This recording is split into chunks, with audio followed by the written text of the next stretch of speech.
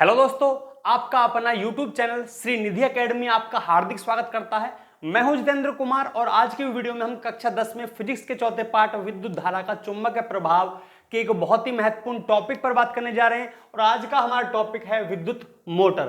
तो वीडियो में अंत तक बने रहिए। अगर आप इस चैनल पर नए हैं तो चैनल को सब्सक्राइब कीजिए, वीडियो को लाइक कीजिए और ज्यादा इसको शेयर कीजिए। तो आइए समझते हैं और बात करते हैं कि विद्युत मोटर होती क्या है और कैसे काम करती है, क्या क्या इसके पार्ट होते हैं। ठीक है, ये विद्युत मोटर का डायग्राम है और आप सभी जानते हैं कि जो विद्युत मोटर है वो करती क्या। जैसे हम एक एग्जांपल ले लें पंखा का। हम पंखा चलाते हैं, हमको गर्मी लग रही है तो स्विच ऑन किया पंखा का और पंखा घूमने लगता है। ठीक है, तो कुछ ऐसा होता है कि बिजली गई, ठीक है, और हमारा यंत्र घूमने लगा।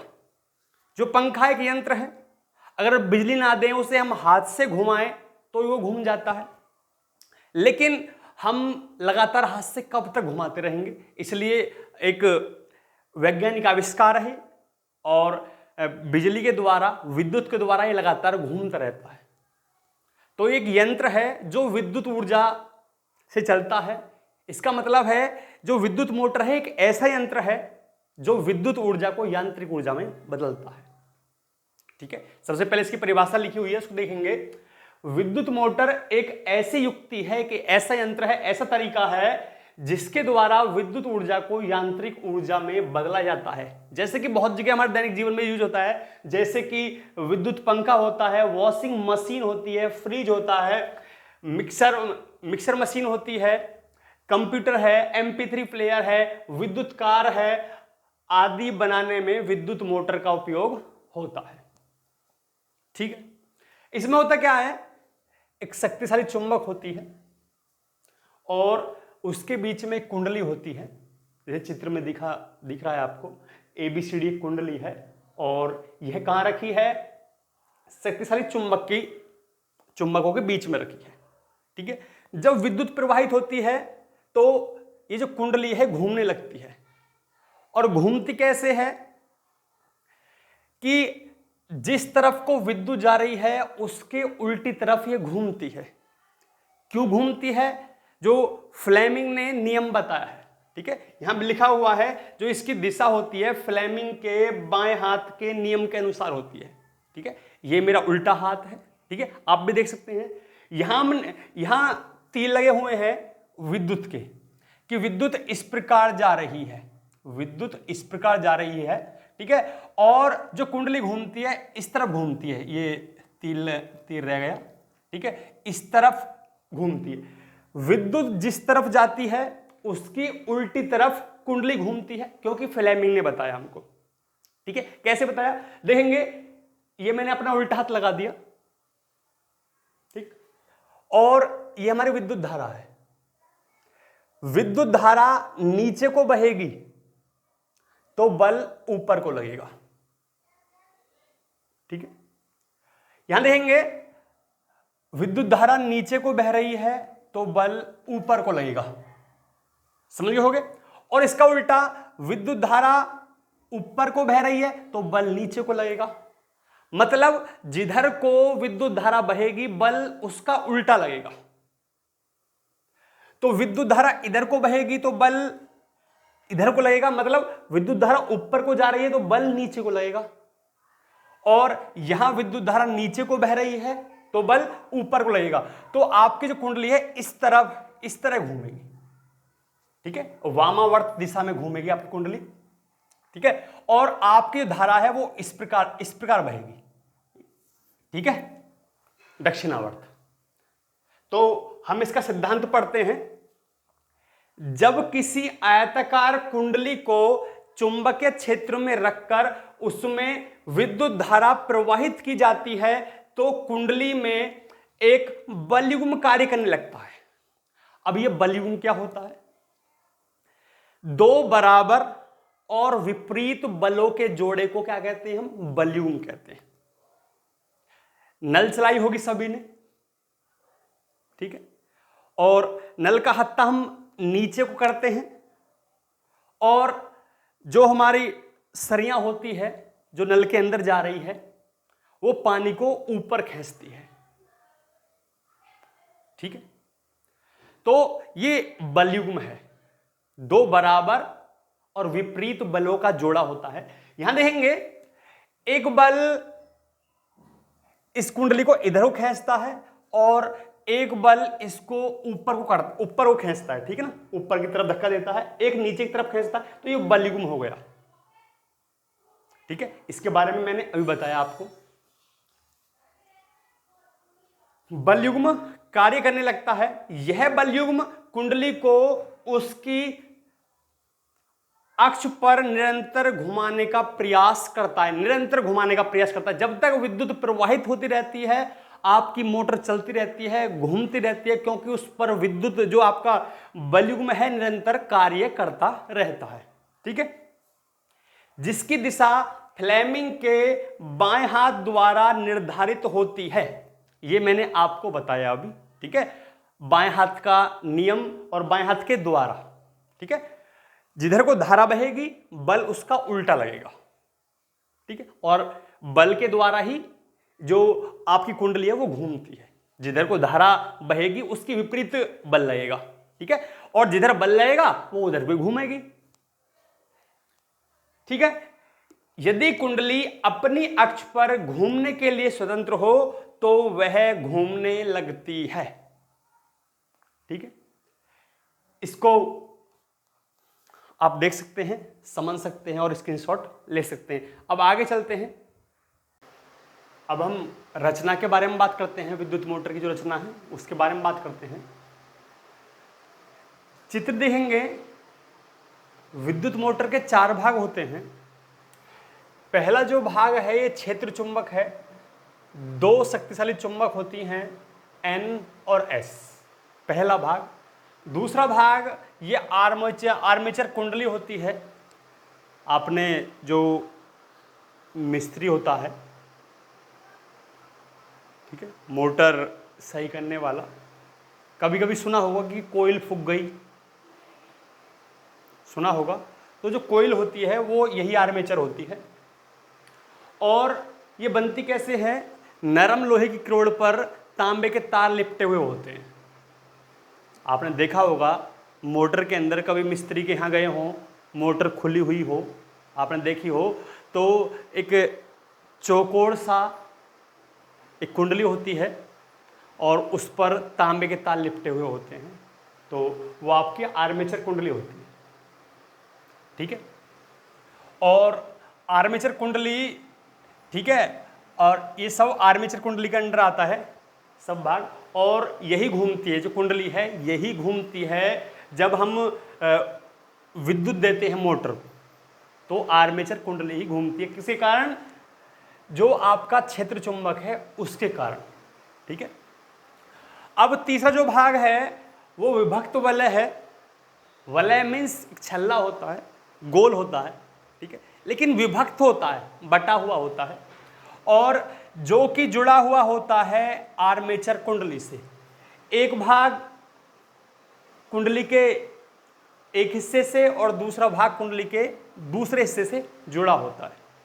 ठीक है, और ये जो भाग है आर्मेचर कुंडली जब घूमती है तो विभक्त वलय भी घूमता है। 3 भाग हो गए। चौथा भाग है ये बुरुश है, A1 A2 ये बुरुश है जो कि विभक्त वलय में टच है, इससे जुड़ा नहीं हुआ है। जो विभक्त वलय है वो तो कुंडली से जुड़ा हुआ है, पूर्ण रूप से उसमें चिपका हुआ है, उसके साथ घूमता है। लेकिन जो आपका बुरुश है वो कुंडली में केवल टच है, ओनली टच है, घूमता नहीं है। हर चक्कर पे, क्योंकि कुंडली जो घूमती है इस हिसाब से घूमती है, इस दिशा में घूमती है। जब ये कुंडली घूमती है तो जो विभक्त वलय है तो हर बार जो बुरुश हैं इनसे टच होते हैं, बदल बदल कर टच होते रहते हैं। और जो आपका बुरुश है ये सीधे आपकी बैटरी से जुड़े हुए होते हैं। ठीक है, और बैटरी से जो लाइट है वो सीधी यहाँ से जाती है और घूम के वापस आपकी बैटरी में आ जाती है, प्लस जाती है और माइनस के रूप में वापस आ जाती है। ठीक है, तो इनको पढ़ लेते हैं हम। रचना है, विद्युत मोटर के 4 भाग होते हैं। पहला भाग है क्षेत्र चुंबक है, यह एक प्रबल स्थायी चुंबक होती है जिसके ध्रुव खंड N व S हैं। ये दिख रहा N और S हैं, ठीक है। दूसरा है आर्मेचर कुंडली। यह तांबे के तार की अनेक फेरों वाली एक आयताकार कुंडली ABCD होती है। आपको दिख रही है ABCD, एक कुंडली है, ठीक है, जो नर्म लोहे की किरोड़ पर तांबे के तार, यहाँ के तांबे के तार को लपेटकर बनाई जाती है, ठीक है।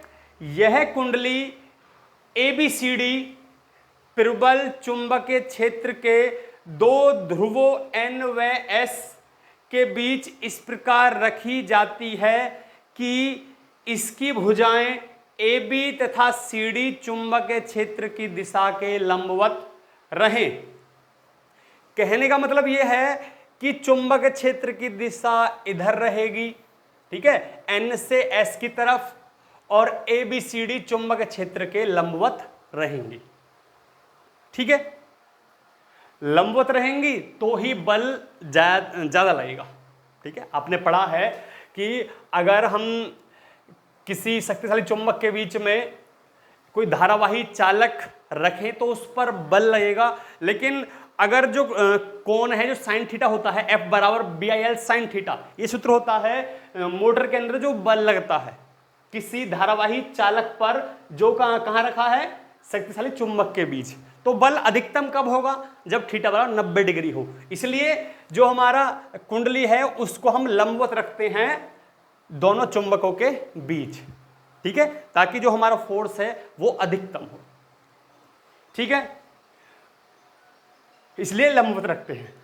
आगे है तीसरा जो भाग है वो विभक्त वलय होता है, ठीक है। ये विभक्त वलय है P और Q, ये विभक्त वलय नाम लिखा हुआ है, और जो विभक्त वलय है वो जुड़ा हुआ होता है किसके साथ, कुंडली के साथ, और कुंडली के साथ ही घूमता है। पढ़ते हैं, यह वलय पीतल का एक वृत्ताकार छल्ला होता है, जैसे वलय छल्ला को कहते हैं हम, ठीक है, जो गोल होता है, लेकिन विभक्त नाम जुड़ा हुआ है, मतलब छल्ला तो है लेकिन वो अलग जुड़ा, दो भागों में डिवाइड है। जो दो भागों में बटा होता है, ये दोनों भाग एक दूसरे से अलग अलग रहते हैं तथा इनकी भीतरी सतह विद्युत रोधी होती है। जो भीतरी सतह होती है वो विद्युत रोधी होती है। आर्मेचर की कुंडली के सिरे, जो आर्मेचर की जो कुंडली है उसके जो सिरे हैं, दोनों सिरे हैं, ठीक है, इन दो अलग अलग वलयों से जुड़े रहते हैं तथा आर्मेचर के साथ घूमते हैं, ठीक है। जो कुंडली है इसके जो सिरे हैं P और Q, ये हमारे विभक्त वलय के साथ जुड़े होते हैं और कुंडली के साथ ही घूमते हैं, ठीक है। अब चौथा नंबर है हमारा बुरुस, देखेंगे।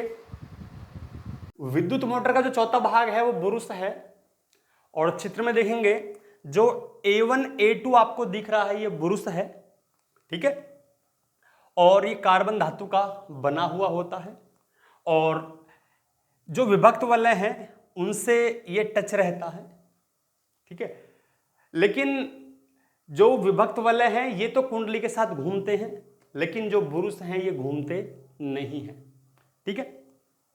दूसरी बात, जब विभक्त वलय घूमता है, क्योंकि इस प्रकार घूमने, जो आपका आर्मेचर है वो इस प्रकार घूमता है, और आर्मेचर के साथ विभक्त वलय भी घूमता है, ठीक है। जब ये इस प्रकार घूमता है तो क्या होता है कि आधे चक्कर के बाद जो P है वो Q की जगह पहुंच जाता है, और Q जो है वो P की जगह पहुंच जाता है। तो जो बुरुस हैं दोनों के बुरुस बदल जाते हैं, P और Q के बुरुस बदल जाते हैं। सपोज करेंगे, देख सकते हैं, सोच सकते हैं कि जैसे ही ये घूमेगा Q ऊपर कर A1 के पास आ जाएगा, और जो P है नीचे कर घूम के A2 के पास पहुंच जाएगा आधे चक्कर के बाद। अगला चक्कर पूरा होगा, पूरे होते ही जो Q यहां आ गया था वो अपनी पहली अवस्था में पहुंच जाता है, और जो P1 है वो घूम के अपनी पहली अवस्था में आ जाता है। यहां कहने का मतलब यह है कि आधे चक्कर के बाद जो P व Q के जो बुरुस हैं वो बदल जाते हैं, क्योंकि बुरुस तो अपनी जगह हैं, बुरुस तो अपनी जगह हैं, लेकिन जो विभक्त वलय है वो घूमता है। ठीक है, आधे चक्कर के बाद इनके बुरुश बदल जाते हैं, लेकिन पूरे चक्कर के बाद बुरुश अपनी पहली अवस्था में आ जाते हैं। ठीक है, दूसरी बात, ये जो बुरुश हैं दो पेचों से जुड़े हुए होते हैं और इन पेचों के बीच में ही बैटरी होती है और बैटरी से विद्युत कैसे जाती है, प्लस कर जाती है, प्लस कर जाती है। ठीक है, और A1 से कुंडली में प्रवेश करती है और कुंडली में इस प्रकार होती हुई आपके A2 से बाहर निकल जाती है और पुनः बैटरी में प्रवेश कर जाती है। ठीक है, पढ़ेंगे। विभक्त वलय P व Q के बाहरी सिरे कार्बन धातु की बनी दो पत्तियों A1 व A2 को स्पर्श करते हैं, जिन्हें बुरुश कहते हैं। ठीक है, इन बुरुशों का संबंध दो संयोजक पेचों से होता है तथा इन पेचों के बीच एक बैटरी लगा देते हैं। एक चालक बुरुश A1, एक चालक बुरुश A1 ये वाला से विद्युत धारा कुंडली में प्रवेश करती है, यहां से कुंडली में प्रवेश कर जाती है तथा दूसरे चालक बुरुश जो A2 है यहां से घूम के A2 से बाहर निकल जाती है। ठीक है, तो ये हमारे चार भाग हो गए। चित्र में भी इन्हें देख के समझ सकते हैं। ठीक है, अब हम कार्यविधि को जानते हैं, समझेंगे। तो आइए हम मोटर की कार्यविधि के बारे में बात करते हैं। ठीक है, इसको पढ़ते रहेंगे और चित्र में इसके बारे में बताते रहेंगे। ध्यान से पढ़ेंगे। जब बैटरी से कुंडली ABCD में धारा प्रवाहित की जाती है, यह आपकी बैटरी है और इससे आपकी कुंडली में धारा एंट्री होगी। ठीक है, उसके बाद क्या होता है, तो फ्लेमिंग के बाएं हाथ के नियम से कुंडली की भुजाओं AB, ये कुंडली की भुजा है AB, ठीक है, में B से A की ओर, B ये रही, B से A की ओर, ठीक है, नीचे की तरफ धारा ऊपर की तरफ जा रही है और जो बल लगेगा वो नीचे की तरफ लगेगा, नीचे की ओर, तथा CD में D से C की ओर, ये CD है, C ये रहा और D ये रहा, तो इसमें D से C की तरफ ऊपर की ओर बल लगेगा। बता चुके हैं पहले कि जिधर को धारा बहेगी बल उसके विपरीत दिशा में लगता है। तो जहां धारा जा रही है A से B की तरफ तो बल लगेगा B से A की तरफ। इधर धारा साइन दिख रहा होगा चित्र धारा का, ठीक है, वो C से D की तरफ जा रही है तो जो बल लगता है वो ऊपर की तरफ लगता है, लिखा हुआ है ऊपर की ओर, पर बराबर परंतु विपरीत दिशा में चुंबकीय बल कार्य करने लगता है। हम पहले भी बता चुके हैं। आगे चलते हैं। ये दोनों बल वामावर्त दिशा में घूमते हैं। बल जो है वामावर्त दिशा में, एंटी क्लॉकवाइज, जो क्लॉक चलती है, ठीक है, उसके उल्टे घूमते हैं। जो क्लॉक है आपकी दक्षिणावर्त घूमती है, ठीक है, जैसे भी आप देखेंगे शायद हाथ उल्टा दिख रहा हो आपको। जो हमारी कुंडली है वो वामावर्त दिशा में घूमती है, एंटी क्लॉकवाइज कहते हैं इसे।